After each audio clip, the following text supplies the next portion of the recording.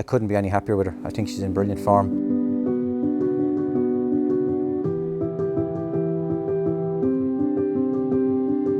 Started out riding as an amateur for Miss Harrington when I finished school back in '96, and then I was there for a good few years. I went to America and I was based over in California for a year.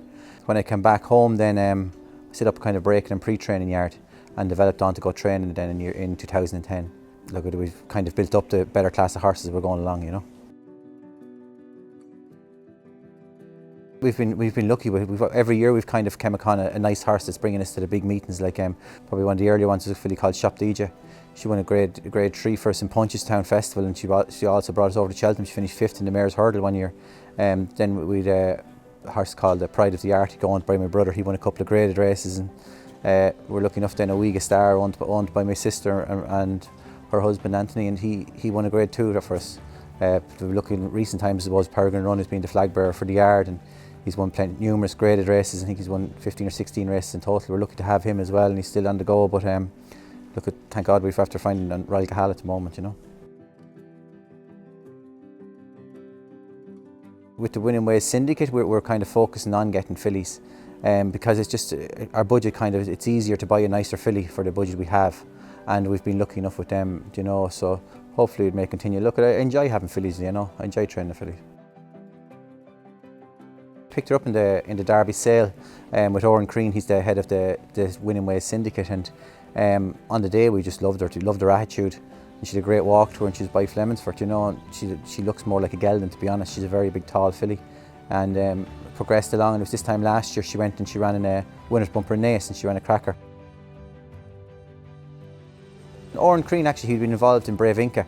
And luckily enough for me, I suppose, when Colin Murphy retired, I'd say it was 4 years ago now, they moved their horses to me. So we got 3 or 4 off them initially, and then we won with a couple of them, and we're lucky enough then we went and we bought a filly for them. She won a bumper, and then we ended up, our next one was, I suppose, Royal Kahala, you know. So we've been lucky enough. Orden, he dishes out all the information, relays it all back to the syndicate members. He does actually a fantastic job on it.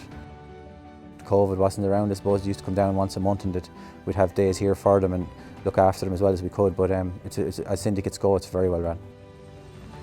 We had a Zoom meeting 2 Mondays ago, and we were chatting about it. The to's and fro's about going to Cheltenham or waiting for Fairyhouse. It came back as a vote I think it was 6-2 for Cheltenham. So that's when we decided, like, that's it. We'll train our way for Cheltenham and see how things work out. But at least everyone had their say that night in the Zoom meeting, and we had a good conversation about it. And look, I suppose when you're favoured for the Mayor's Hurdle, it'd be madness to leave her at home and sit in the fence for another meeting.